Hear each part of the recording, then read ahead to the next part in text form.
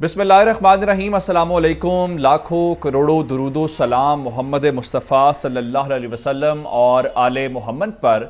मैं हूँ उमर दराज गोंदल और आप मेरा यूट्यूब चैनल देख रहे हैं। मैंने आपको पिछले चंद जो घंटे हैं उसमें कॉन्टीन्यूस अपडेट रखा है नोशकी और पंजगूर से मुतल्लिक। अब एक और जो खौफनाक खबर है वो बलूचिस्तान से आई है, जिसका मतलब ये है कि बलूचिस्तान के अंदर आज एक और हमला हुआ है। और इसमें जो खतरनाक सबसे बात है और खौफनाक वजह से मैं लफ्ज़ इस्तेमाल कर रहा हूं कि उसी मुल्हिका इलाके के अंदर ये हमला हुआ है जहां पे पहले ये सारी कार्रवाइयां होती हमें नजर आ रही हैं। तो तुर्बत का ये जो इलाका है ये पाकिस्तान और ईरान के बॉर्डर का मुल्हिका या उसका करीबी इलाका है, जहां पे इस वक्त खबरें आ रही हैं, जहां पे पाकिस्तान का मीडिया भी इस खबर को रिपोर्ट कर रहा है। मुख्तलिफ सहाफ़ियों ने भी इस बात की तस्दीक की है कि तुर्बत के अंदर धमाके की आवाज़ आई है, धमाका हुआ है और उसके बाद पाकिस्तान की जो फ़ौज है उसके ऊपर एक और हमला किया गया है। और उस हमले के बाद पाकिस्तान की फ़ौज ने अब तक जवाबी कार्रवाई की है और जवाबी कार्रवाई के अंदर अब तक की इत्तलात के मुताबिक कितने लोग मारे गए हैं। और इसमें से जो इंपॉर्टेंट बात है वो ये है कि ये जो कार्रवाई है, जिस तरह हमने नोशकी और पंजगूर के अंदर देखा कि एफसी के जो कैंप्स हैं उनको टारगेट किया गया, लेकिन ये कार्रवाई जो तुर्बत के अंदर हुई है वहां पे बलगतर का इलाका है, वहां पे किसको हिट किया गया है। बहुत सारा प्रोपेगेंडा चूंकि पाकिस्तान के खिलाफ पिछले चंद घंटों से हो रहा है, जिसमें बहुत सारे इंडियन अकाउंट्स और इंडियन नेटवर्क्स जो हैं वो एक्टिव हैं। तो इस वक्त जो खबर है कि क्या तुर्बत के अंदर पाकिस्तान की कोई नेवल बेस मौजूद है और क्या नेवल बेस के ऊपर हमला हुआ है,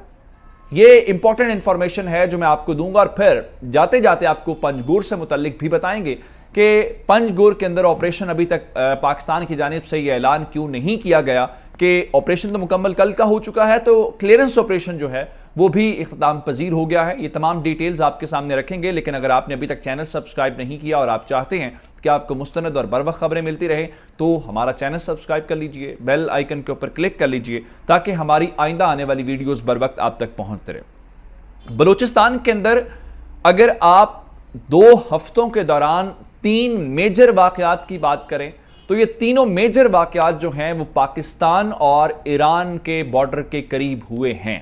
ये अफगानिस्तान वाली सरहद से लोग ऑपरेट नहीं हुए बल्कि ईरान वाली सरहद से ऑपरेट हुए हैं। और मैंने आपको इस हवाले से कल बताया था कि कड़ियाँ वहाँ पे मिलने वाली बात है। आज सुबह मैंने आपको अरब न्यूज़ के हवाले से बताया और फिर पिछली वीडियो के अंदर मैंने आपको बताया कि जो ईरान के सफ़ीर हैं उन्होंने कहा है कि हमें कलेक्टिव रिस्पॉन्स देना है इस सारी सूरत हाल को रोकने के लिए। बहुत सारे लोगों का ख्याल ये है कि हम ईरान को ज़्यादा इस मामले में हिट कर रहे हैं या एग्जैजरेट कर रहे हैं। बिल्कुल भी ऐसा नहीं है। मैं ये समझता हूं और मैं हर वीडियो के अंदर ये आपको बताता हूं कि कहीं पे हमने ये नहीं कहा कि ईरान की गवर्नमेंट ये हमले करवा रही है या ईरान की गवर्नमेंट उन अनासर को बैक कर रही है या सपोर्ट कर रही है। हमारा कंसर्न सिर्फ एक है, वो ये है, जिस तरह मैंने आपको बताया केच वाक़े के बाद पाकिस्तान और ईरान की जो मीटिंग हुई थी उस मीटिंग के अंदर पाकिस्तान ने कहा था कि लोग क्रॉस बॉर्डर एक्टिविटी के अंदर इन्वॉल्व हैं और ईरान ने पाकिस्तान को जबान दी कि कार्रवाई अब नहीं होगी। मैंने उस वक्त भी कहा और आज भी इस वीडियो के अंदर अभी भी ये कहूंगा मजीद डिटेल्स देने से पहले कि ईरान की गवर्नमेंट इन्वॉल्व नहीं है, ईरान की गवर्नमेंट हमले नहीं करवा रही, लेकिन जो लोग वहां से बॉर्डर क्रॉस करके पाकिस्तान के ऊपर हमले कर रहे हैं या हमले करके वापस जाते हैं, जिसकी मिसाल वो मुमताज उर्फ बालास था जो केच वाक़े के अंदर मुलव्विस था, ये लोग ईरानियन सॉइल यूज कर रहे हैं। ये पॉइंट है। ईरान के हम उसके खिलाफ नहीं बात कर रहे बल्कि वहां पे जो जिस तरह से हम तालिबान के बारे में बात करते हैं कि वहां पे टीटीपी के लोग उस सरजमीन को पाकिस्तान के खिलाफ इस्तेमाल कर रहे हैं। अब आते हैं इस वाक़े की तरफ कि जो अभी इत्तलात हमारे पास आई हैं इस हमले के हवाले से। जनाब, तुर्बत के इलाके में धमाके की खबर है और इसकी तस्दीक मुख्तलिफ ज़राए से मुख्तलिफ जो सोर्सेज हैं वो कर रहे हैं। मीडिया भी इसको रिपोर्ट कर रहा है, मुख्तलिफ जो जर्नलिस्ट हैं वहाँ के वो भी इस बात की तस्दीक कर रहे हैं कि ज़ोरदार धमाका हुआ है और ये बलगतर का इलाका है। केच और जो पंजगूर है उनके करीब का या उनका मुल्हिका जो इलाका है वहाँ पर कार्रवाई हुई है और मैंने जिस तरह आपको बताया कि पाक ईरान बॉर्डर के करीब का ये इलाका है और इस वक्त की जो इतलात है उसके मुताबिक सिक्योरिटी फोर्सेस और इन दहशतगर्दों के दरमियान जो है वो फायरिंग का तबादला जारी है और पाकिस्तान की जानिब से जवाबी कार्रवाई इस लम्हे भी की जा रही है जब आप ये वीडियो देख रहे हैं। इस लम्हे तक जो हमारे पास नंबर आया है, जो इतलात आई हैं, वो ये हैं कि वहां पे 3 जो दहशतगर्द हैं उनको पाकिस्तान की फौज ने उनके अंजाम तक पहुंचा दिया है और इस वक्त भी मजीद जो अगर उनके लोग साथ हैं या उस हवाले से पाकिस्तान की फौज जो है वो जवाबी कार्रवाई कर रही है। अब इस हवाले से एक और जो बात है कि केच वो भी पाकिस्तान और ईरान के बॉर्डर के ऊपर है, वहां पे भी हमला हुआ और उसके बाद पंजगूर का इलाका चूंकि लगता है ईरान बॉर्डर के करीब, वहां पे भी हमला हुआ और उसके एक दिन छोड़ के अगले दिन जो है बलगतर या तुरबत जो इसको आप कहना चाहते हैं, वहां पे भी हमला जो है वो ईरान बॉर्डर के करीब इस लम्हे की इत्तलात हैं। अब कुछ बहुत सारे झूठ जो हैं वो ट्विटर के ऊपर और ओवरऑल सोशल मीडिया और डिजिटल मीडिया के ऊपर फैलाए जा रहे हैं। जो जब से ये वाकया पंजगूर और नोशकी का हुआ है वहां पे इंडियन अकाउंट्स जो हैं वो पाकिस्तान के बारे में fake news, propaganda, disinformation बहुत ज़्यादा फैला रहे हैं। मिसाल के तौर पे लोग बहुत सारी बातें करें, जी वो पाकिस्तान का कोई गन शिप हेलीकॉप्टर चला गया है, फिर और इस किस्म की बातें की जा रही हैं और उनका जो फुटेजेस, जो तस्वीर शेयर की जा रही हैं, हत्ता कि उनको ये भी फ़र्क मालूम नहीं है कि ये जो लोग बंदे उसमें जिनकी वो तस्वीर शेयर कर रहे हैं वो जिस फोर्स का नाम ले रहे हैं उसकी वो यूनिफॉर्म भी नहीं है और गनशिप हेलीकॉप्टर्स की बातें और फुटेजेस जिसका कोई ओरिजिन कोई मालूम नहीं है, इस किस्म की फेक न्यूज़ फैलाई जा रही है। लेकिन इस वक्त जो खबरें वहां से हैं इस हमले के मुतालिक वो ये हैं कि वहां पे नेवल एयर बेस के ऊपर अटैक हुआ है। पिछले हमलों के दौरान जो एफसी है उसको टारगेट किया गया है और यहां पे जो खबर है वो ये है कि नेवल एयर बेस को टारगेट किया गया है। अब बुनियादी सवाल ये है कि नेवल एयर बेस क्या यहां पाकिस्तान की मौजूद है या नहीं मौजूद, तो मैं इस बात की आपके सामने अपनी मुकम्मल हमने जो रिसर्च की है उसके मुतालिक हमें ये मालूम हुआ है कि ये बात दुरुस्त है कि तुरबत के अंदर पाकिस्तान की नेवल एयर बेस या नेवल एयर स्टेशन जिसको आप कह सकते हैं वो मौजूद हैं और ये सन 2017 के अंदर इसको जो है वो ऑपरेशनल किया गया और उस वक्त के पाकिस्तान के जो डिफेंस मिनिस्टर थे ख्वाजा आसिफ, उन्होंने इसका इफ्तिताह किया। तो इसका जो बुनियादी मकसद था, एक तो अरेबियन सी के अंदर जो मैरीटाइम सिक्योरिटी है उसको प्रोटेक्ट करना, दूसरा यहाँ पे चूंकि हमारे सी किंग हेलीकॉप्टर्स हैं, दीगर हमारा एयरक्राफ्ट खड़ा हुआ है, तो इस हवाले से जो सी पैक को सपोर्ट करने का मकसद था। अगर आप जाएंगे तो आपको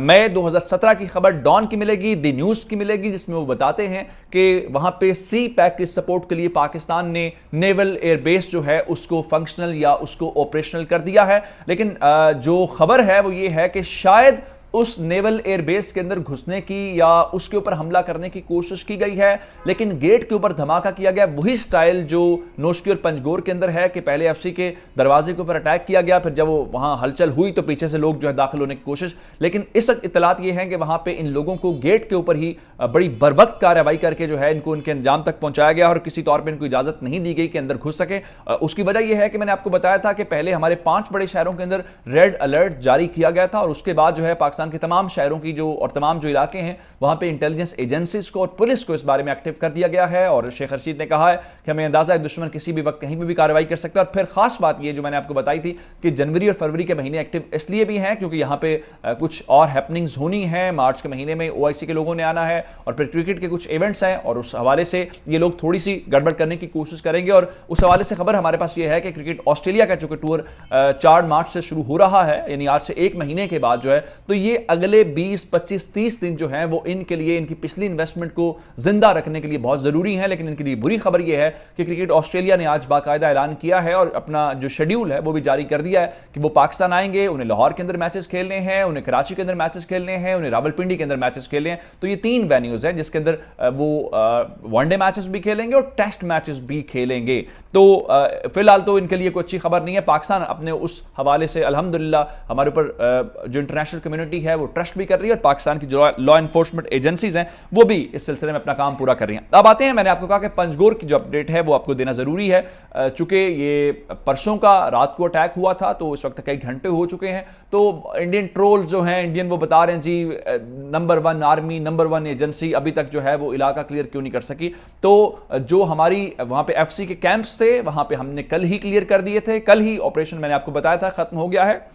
लेकिन उसके साथ खासकर पंजगोर के अंदर जो है मुल्हिका बाजार है, मुल्हिका आबादियां हैं जहां पे रिहायशी रेजिडेंशियल एरिया है। तो ये लोग वहां से कुछ फरार हुए जिनकी तादाद 4 से 5 है। ये वहां से बाजार में या उस रेजिडेंशियल एरिया में इन्होंने खुद को छुपा लिया, तो अब जाहिर बात है हम अपने लोगों के ऊपर बमबारी तो नहीं कर सकते या अपने लोगों के ऊपर तो मार नहीं सकते। तो ये एक कॉम्प्लेक्स सिचुएशन है हमारे लिए, लेकिन फोर्सेज ये कह रही हैं कि जब तक इन छुपे हुए और इन इलाकों के अंदर जो लोग मौजूद हैं उनको क्लियर नहीं कर दिया जाता, हम क्लियरेंस ऑपरेशन के हवाले से ऐलान नहीं करेंगे। कोई जल्दी नहीं है क्योंकि एफसी वाले हमारे कैंप्स क्लियर हैं, वहां पे कोई अब ऐसी एक्टिविटी नहीं है, ये बाहर वाला है। तो वहां पे इंशाल्लाह जल्द कोई खबर आ सकती है। जैसे ही ये अपने अंजाम को पहुंचेंगे तो हम आपको जरूर अपडेट करेंगे। मुझे उमर दराज गोंदल को फेसबुक, ट्विटर, इंस्टाग्राम के ऊपर फॉलो कर सकते हैं। मेरा यूट्यूब चैनल सब्सक्राइब कीजिएगा। आपकी समातों का बहुत शुक्रिया। खुदा हाफिज।